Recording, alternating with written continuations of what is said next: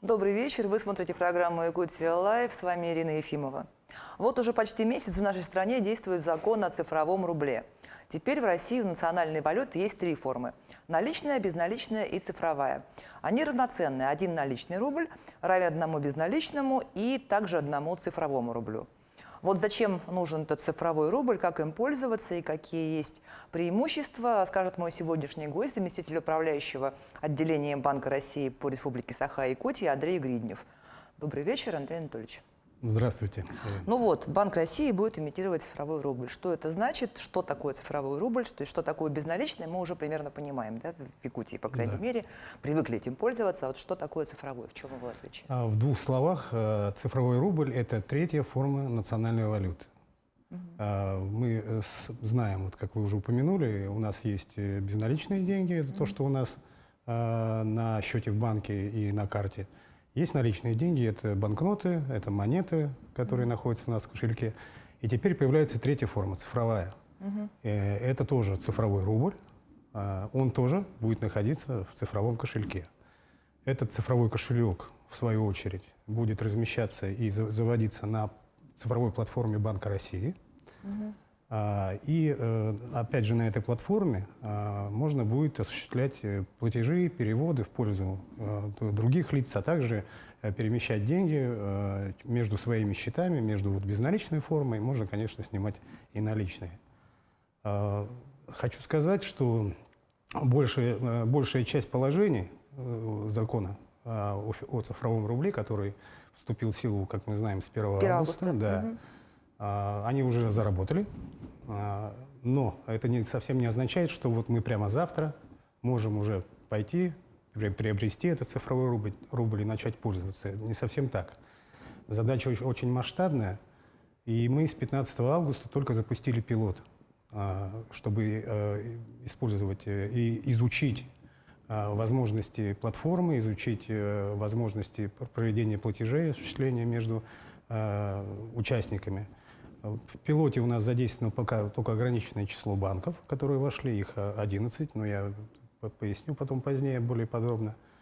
И вот они будут тестировать этот пилот. Поэтому пока, к сожалению, мы не сможем воспользоваться.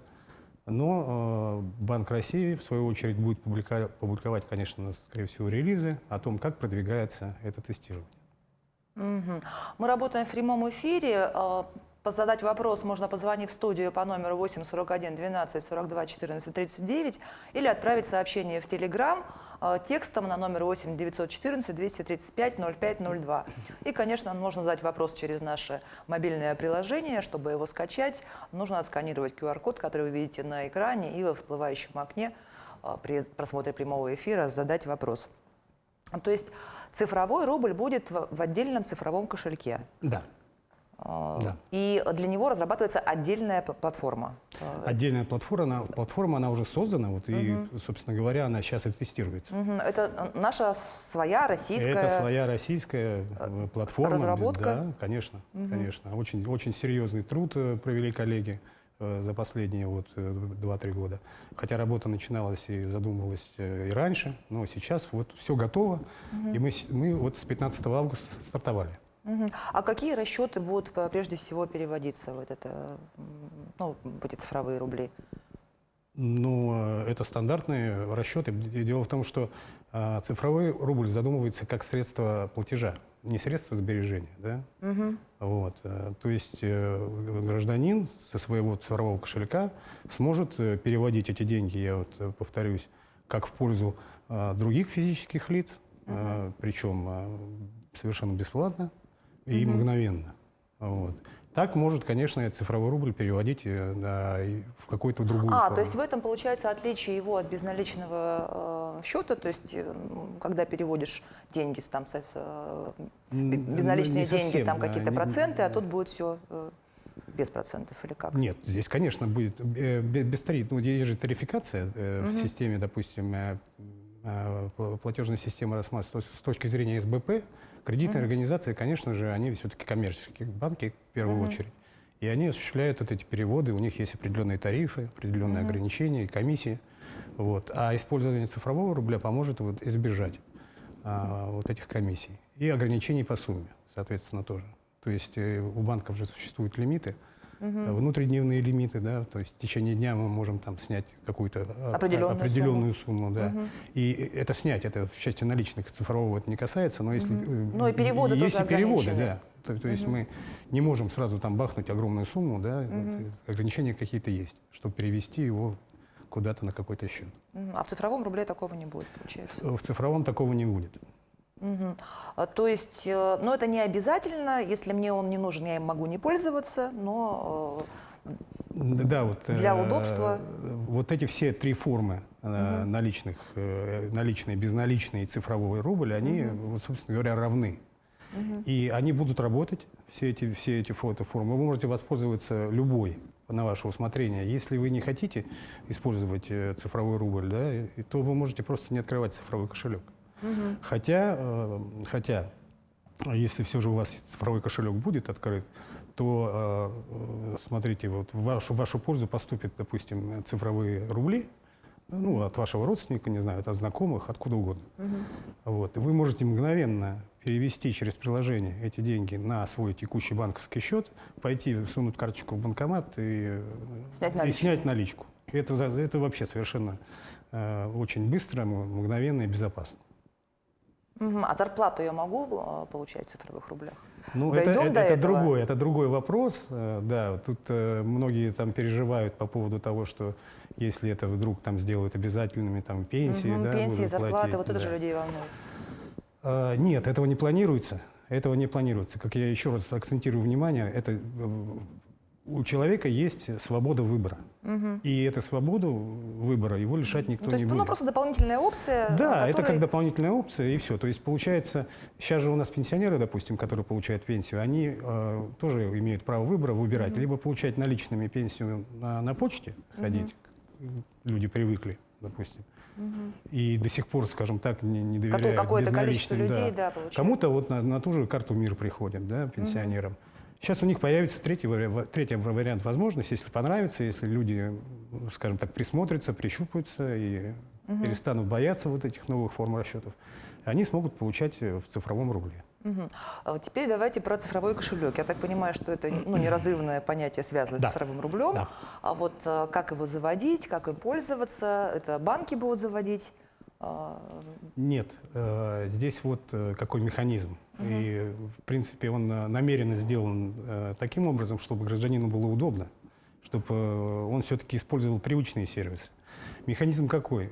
Банк России на своей цифровой платформе открывает вот этот цифровой кошелек по заявке гражданина. Как он может это сделать? Гражданин, понятно, что у нас у всех есть карточки, да, есть счета в каком-то банке, даже бывает и не в одном, в разных банках. Вот эта плашечка, цифровой кошелек, она будет видна в приложении у каждого банка, независимо, потому что цифровой кошелек, он не привязывается к какому-то конкретному банку. Вот, то есть, получается, через приложение любого банка А, Б, С, да, можно будет увидеть свой цифровой кошелек и открыть его там, и туда, значит, туда попасть. И, собственно говоря, в вашем приложении будет возможность потом перебрасывать деньги между своими счетами, в том числе и между цифровым кошельком. То есть я из приложения любого банка открываю цифровой кошелек и могу... Да, конечно. Ну, если вы являетесь клиентом банка, и у вас есть онлайн-приложение, конечно же. Вот, поэтому, на мой взгляд, это удобно. Потому что люди, которые работают, наши граждане, часто пользуются онлайн-переводами, да, то есть у них есть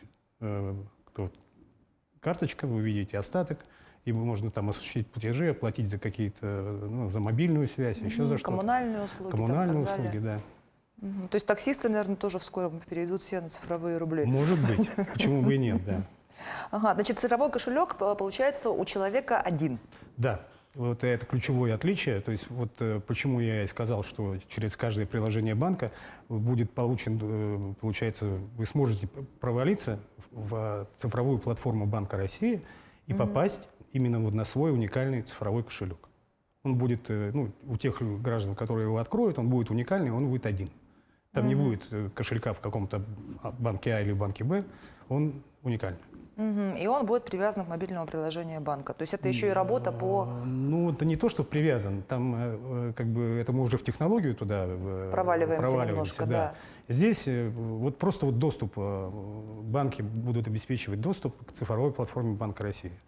Ну вот, этот доступ они осуществят, свяжут свой, значит, внутренний там интерфейс с самой платформой, и все, и гражданин будет сразу видеть, потому что ну, данные там, получается, будут привязаны, ну, понятно, фамилия, имя, отчество, там, либо телефон, то есть, Ну, то есть, если сейчас мы, допустим, когда оплачиваем, мы же часто оплачиваем деньги там переводом, ну, да, тем же таксистам, да, там да, где-то, где банкомат не работает да. мобильным банком, то есть тут проще будет цифровым рублем именно воспользоваться в таких случаях, да, Ну, чтобы вот, там, ну, у человека Тинькофф, у меня Сбер там, или да, наоборот. вот как раз об этой, скажем, вот, для граждан удобства, да, вот вы же тоже вот, заговорили мы о такси, мы оплачиваем через СБП по номеру телефона, вот, и иногда берут комиссию, довольно так существенную, это мы платим за поездку, там сравнительно небольшие деньги, но опять же комиссия, если цифровой рубль будет введен в действие и у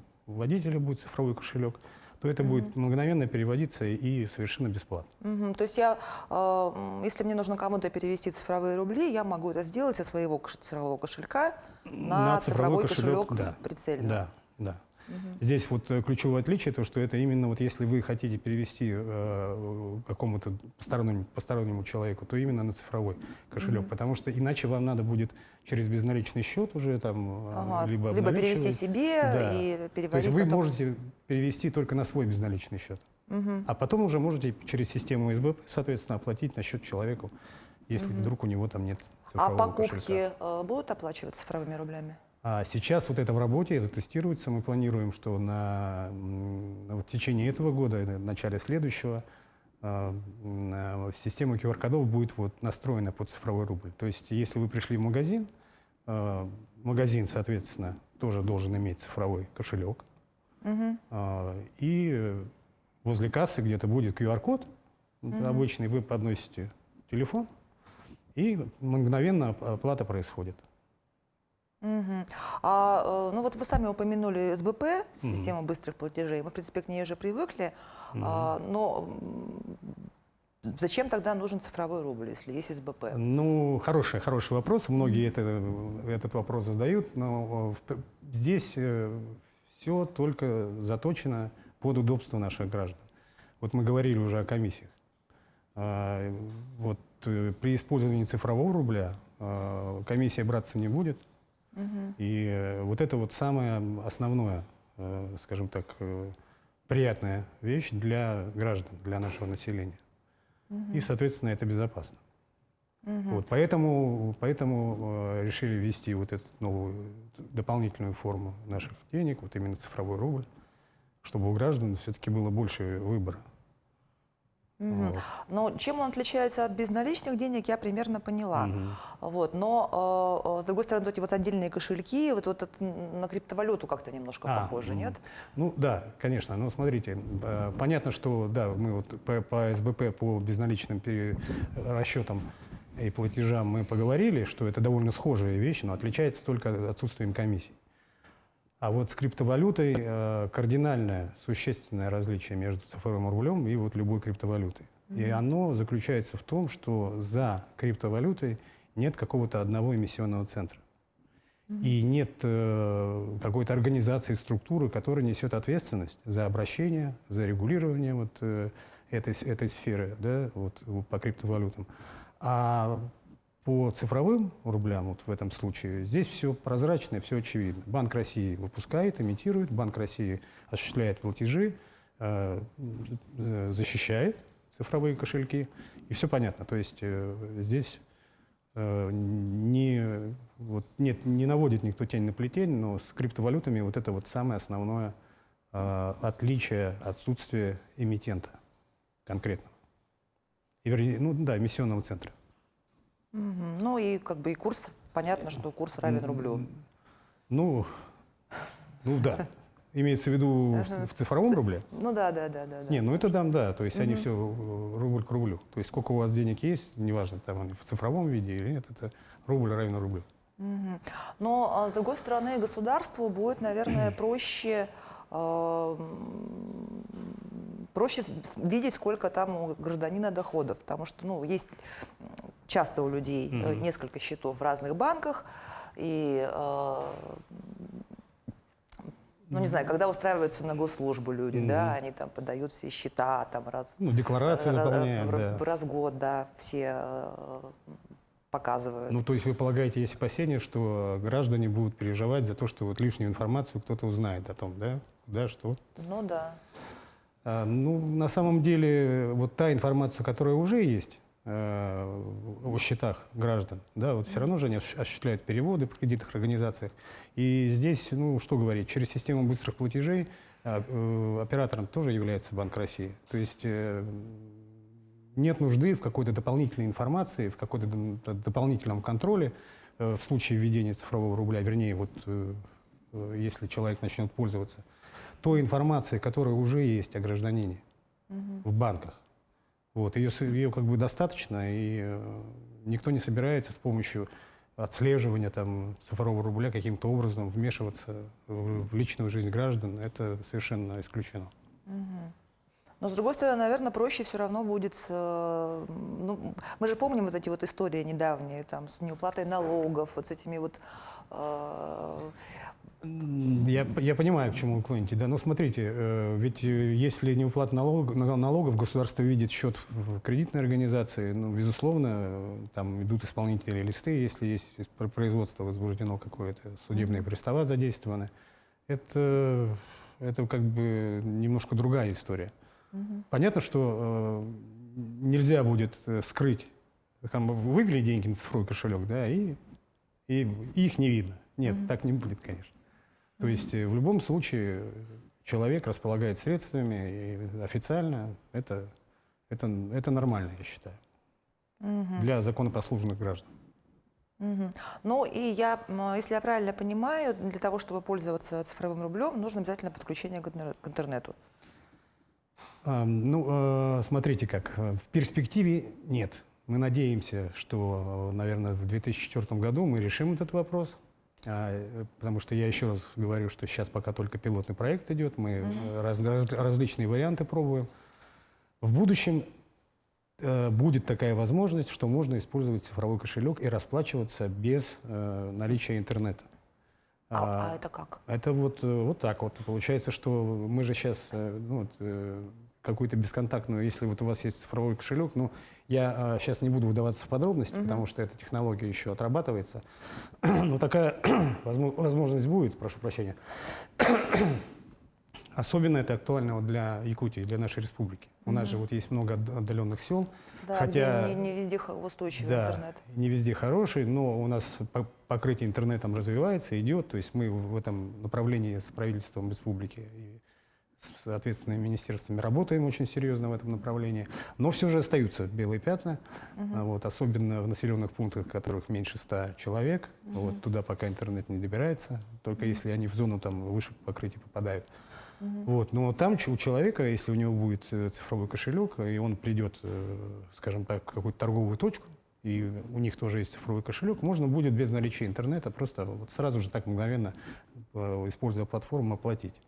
Вот в идеале вот так вот мы планируем, что будет. Сейчас, конечно, пока это невозможно. Сейчас пока невозможно. Будет ли он как-то привязан к госуслугам? Да нет. Как он будет привязан? То есть это просто вот, если вы открываете свое приложение в банке, вы видите, да, там вот у вас есть, у вас же может несколько счетов открыть. Текущий счет, допустим, накопительный счет, да, будет, ну, там, допустим, вклады. Да, это же все у вас раскрыто, для вас информация. И у вас будет еще вот опция цифровой рубль.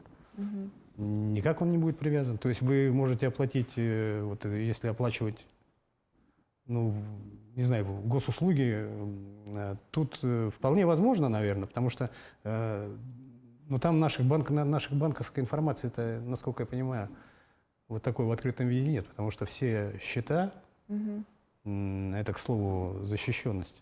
Все счета, в том числе и цифровой рубль, вот, на платформе Банка России, они подпадают под закон о банковской тайне. Вот, поэтому с такими данными не шутят. А все ли банки, все ли банковские приложения вот под это подпадают? Ну, конечно. То есть, по идее, в идеале, если банк хочет оказывать услугу по работе своему вот клиенту, по работе с цифровым рублем, они эти приложения будут разрабатывать, дорабатывать свои приложения, чтобы у банков, вернее, у их клиентов имелась возможность перебрасывать и заводить цифровой кошелек, вот заходить на цифровую платформу Банка России. Это в интересах самих банков. Сейчас, повторюсь, пока только вот 13 банков наших российских участвуют в пилоте. Вот, и порядка 600 человек клиентов. Это те, которые выразили желание поучаствовать. Вот, и они будут заводить цифровые кошельки через вот эти банки, которые в пилоте. Те, которые есть еще у нас вторая волна уже на подходе, порядка 16 банков дополнительно изъявили желание подключиться.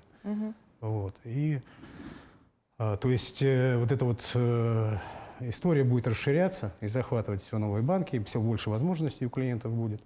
Поэтому в идеале, конечно же, у каждый банк, если он имеет мобильное приложение, что, мне кажется, сейчас будет странно, что если у банков не будет мобильного приложения, то обязательно там будет такая опция.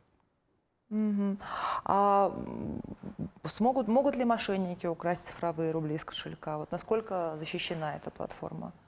Ну, платформа Банка России, ну, это серьезное дело, это все в масштабах страны, поэтому система защиты вот этой платформы, она просто, ну, одним словом можно сказать, беспрецедентна.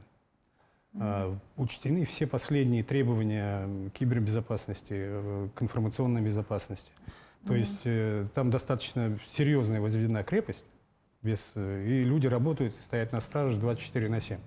Вот, на страже цифровых кошельков, то есть вряд ли это возможно, но, опять же, вот и о кибергигиене забывать нельзя. Мы, конечно, о ней говорим очень часто, вот, со всех экранов, и хорошо, может быть, надо чаще, вот, потому что вы понимаете, что мошенники, они используют методы и приемы социальной инженерии.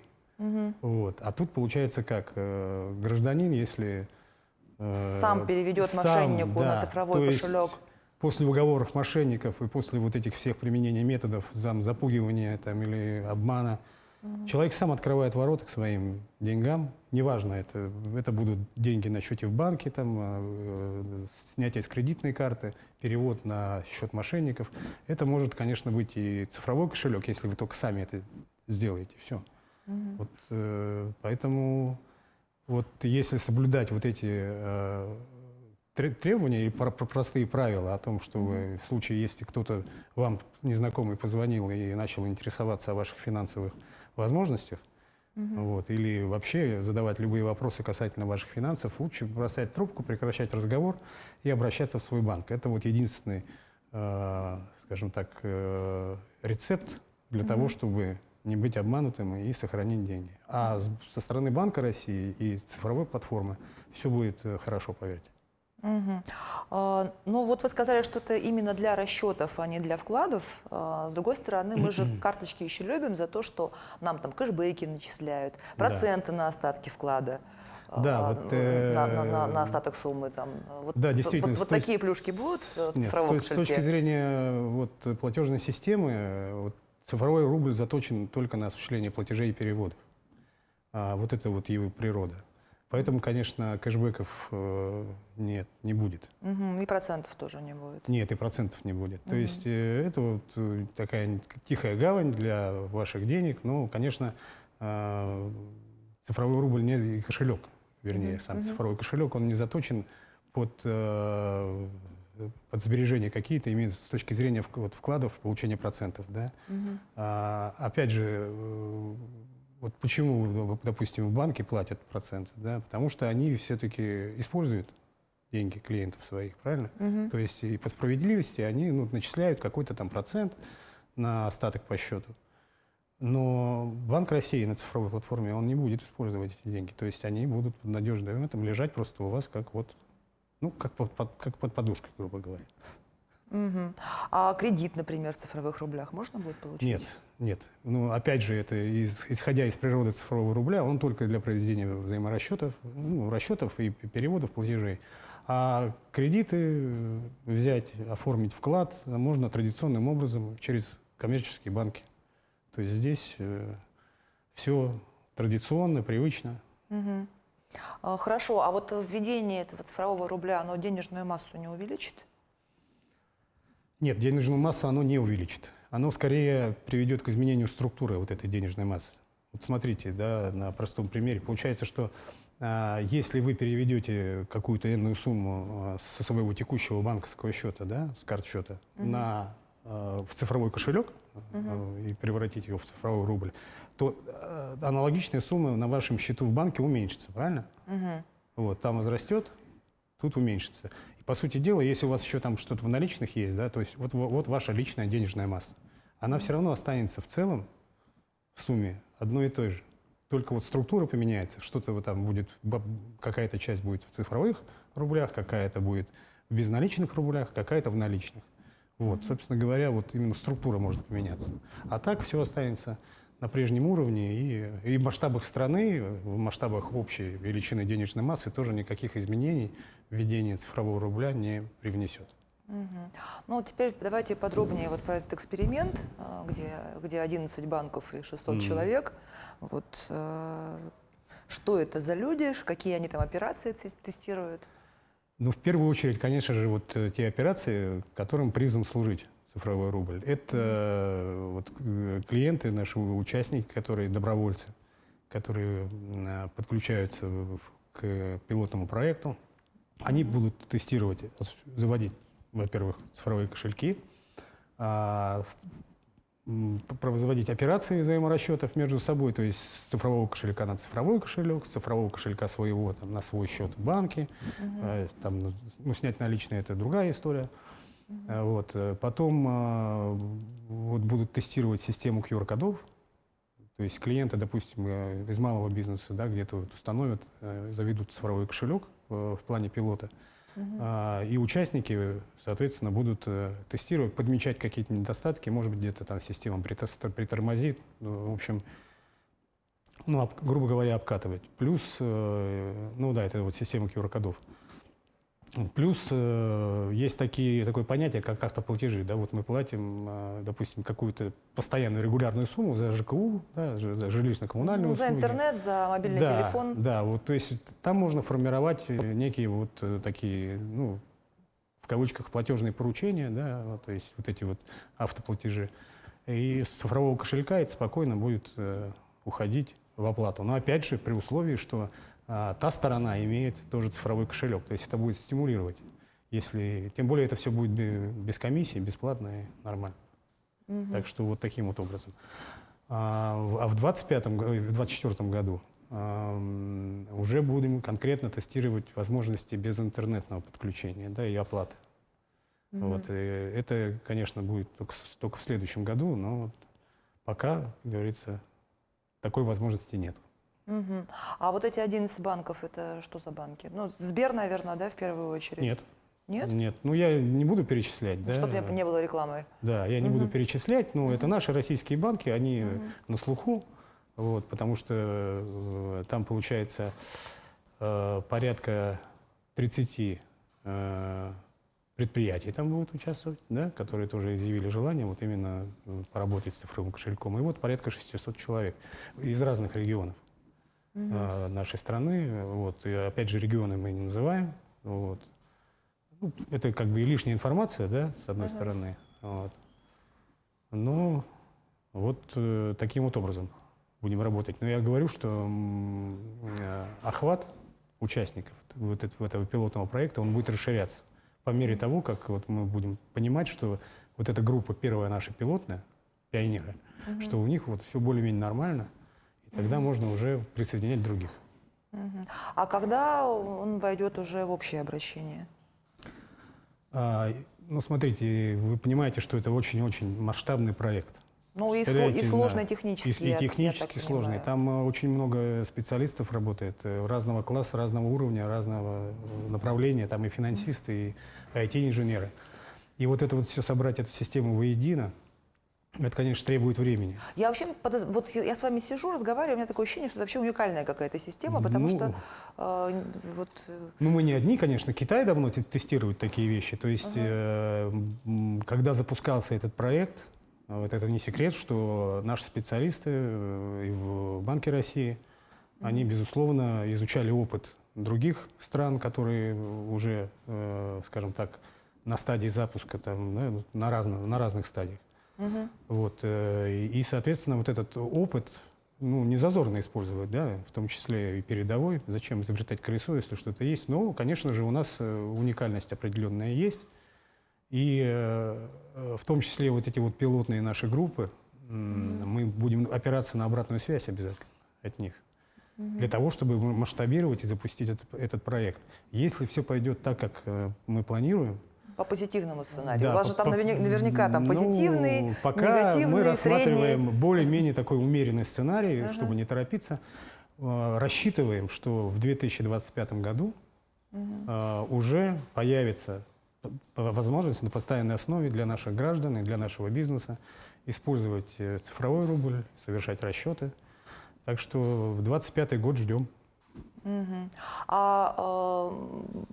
Понятно, граждане, бизнес, а вот, допустим, организации, да, через то же СБП очень удобно перевести деньги человеку по номеру телефона, но не очень удобно там платить по реквизитам.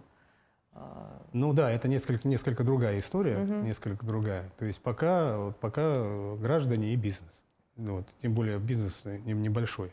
Вот, но то есть магазины там, ну, теоретически, конечно же, в идеале эта возможность должна быть дана всем субъектам экономики и вот, в том числе и населению. Также нет, ну я имею в виду вот те же платежи за ЖКУ, да? Да. Да. Ну, конечно же, это будет из цифрового кошелька. Там получается, что тоже будет заведен некий цифровой кошелек. Те же вузы, например. Да, конечно. А те же бюджетные организации, вот они, соответственно, тоже, если из бюджета выделяются деньги там кому-то, они могут тоже быть выделены в виде цифрового рубля. Вот. Ну, тут много вариантов. Вот. Но сейчас пока вот только традиционные услуги, значит, перевода и оплаты каких-то вот элементарных наших текущих нужд. Вот про Китай, да, вы сказали, было ли вообще в задумках упрощение, ну вот где-то в перспективе упрощение расчетов между Россией и Китаем? Ну, смотрите, конечно же, наши финансисты и Банк России, он смотрит в разных направлениях.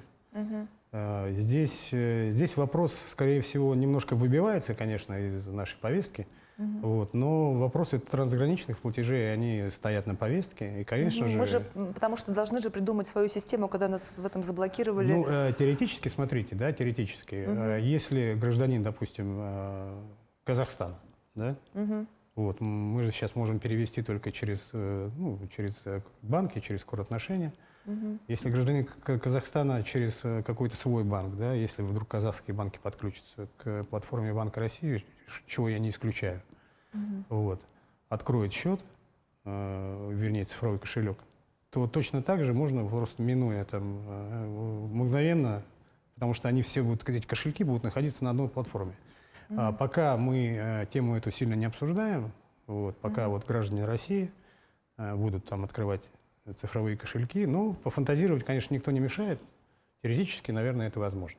Ну что ж, спасибо вам большое за беседу. Теперь многое стало понятно, но, по крайней мере, для чего это было. Спасибо, что пригласили. Приглашайте еще. Будем держать вас в курсе, как проходит пилотный проект и эксплуатация. Ну, я поняла, что это прекрасный способ платить без комиссии. Остается только дожидаться 2024 года повсеместного использования, чтобы на практике убедиться, что это новое видение экономики, которое со временем станет для нас обыденностью, как когда-то были пластиковые карты нам непривычны. Да. Ведь мы помним же, с каким недоверием и старшее поколение консервативное вот, переходило на безналичные, на карточки, на все с наличных денег. А все новое, оно требует времени для того, чтобы люди привыкли.